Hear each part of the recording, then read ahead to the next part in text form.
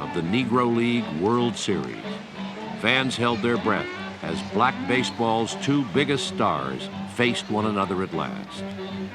Satchel Paige always thought he was the greatest pitcher in the world, and Josh Gibson thought he was the greatest hitter in the world, and we did too. And Satchel and Josh in this World Series ball game, Satchel pitched, and we got a ball game won. The Kansas City Monarchs with 2 out in the 9th inning. The first place hitter, he tripled on Satchel. We got 2 outs, so that didn't bother us any at all. So Satchel called me, said, "Hey, Nancy, come here." I said, "What do you want, Satchel?" He said, "Let me tell you what I'm fixing to do." I said, "What are you fixing to do?" He said, "I'm going to walk Howard Easterlin. I'm going to walk Buck Leonard. I'm going to pitch to Josh Gibson." I said, "Man, don't be facetious." He said, "That's what I'm going to do." I said, "Time." I called the manager, who was Frank Duncan, great ball player with him himself. I said, "Frank, you got to listen to what Satchel said." And so Satchel told him what was going to happen.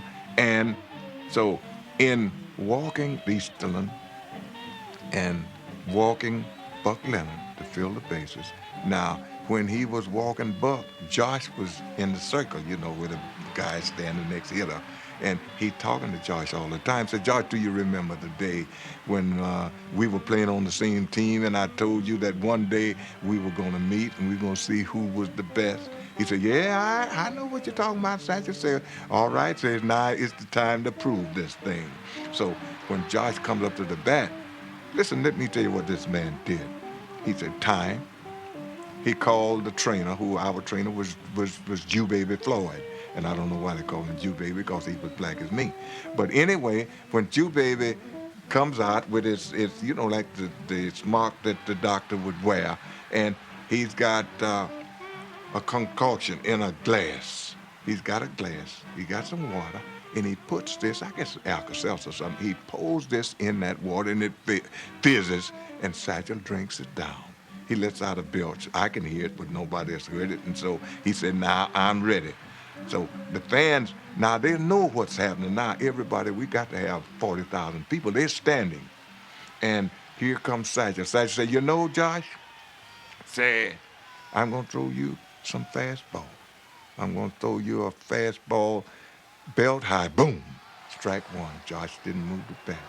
He said, "Now, I'm going to throw you another fastball, but this is going to be faster than the other fastball." Boom.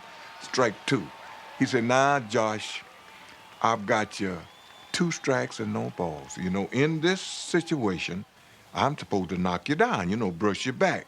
He said, "But I'm not going to throw any smoke at your yoke. I'm going to throw a pea at your knee." Boom.